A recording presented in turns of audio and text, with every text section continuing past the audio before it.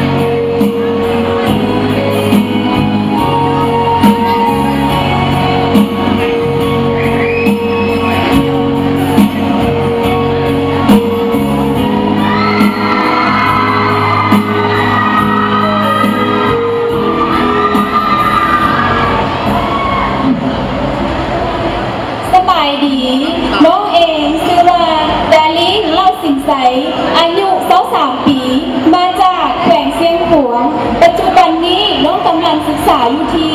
มหาวิทยาลัยแห่งชาติคณะเศรษฐศาสตร์และบริหารธุรกิจสาขาการเงินการธนาคารปี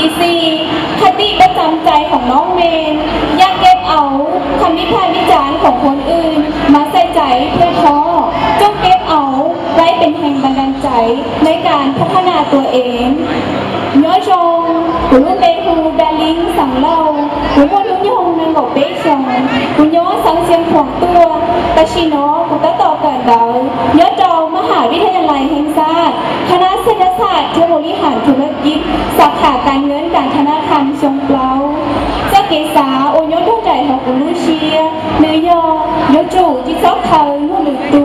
เราลูจียองเจ้าเจียของด้วยเชียบอกเขารู้ชง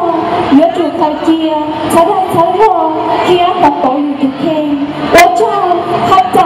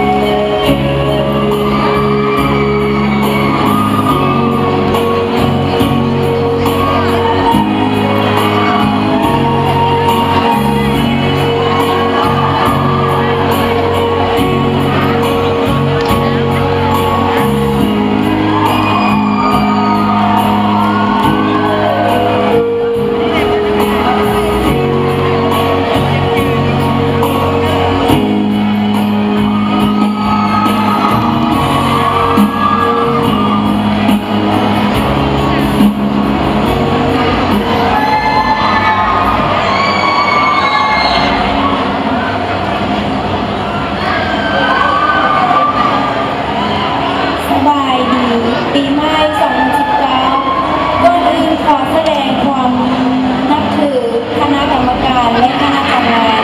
กับพ่อแม่พี่น้องประชาชนในวินาทีนี้น้องเองมีชื่อว่านางชัวมอมีอายุ 18 ปี มาจากแขวงเชียงขวางปัจจุบันน้องกำลังศึกษาอยู่ที่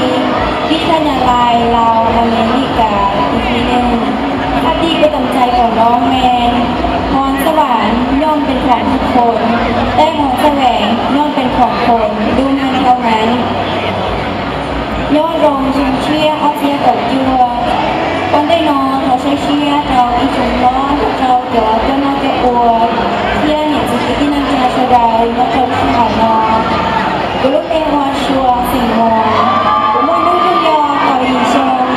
của sở tế con bảy luôn trong sáng sinh khoảng tua tại vì nó của ta tập cần đánh nhau ở lúc chế cầu đi ở nhà này Lào America sẽ đi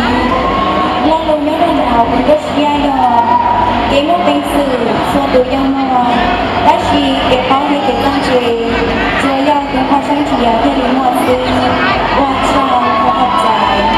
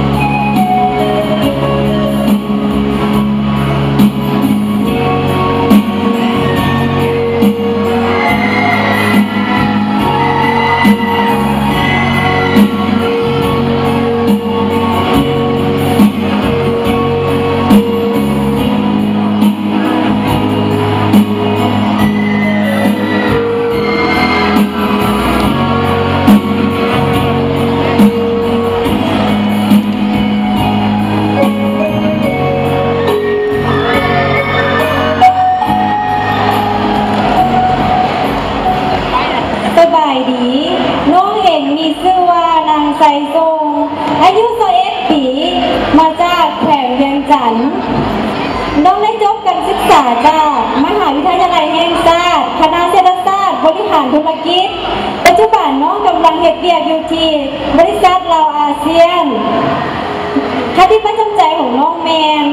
ถ้าอยากเรียนรู้ต้องศึกษาถ้าอยากเก่งกล้าสามารถต้องฝึกซ้อม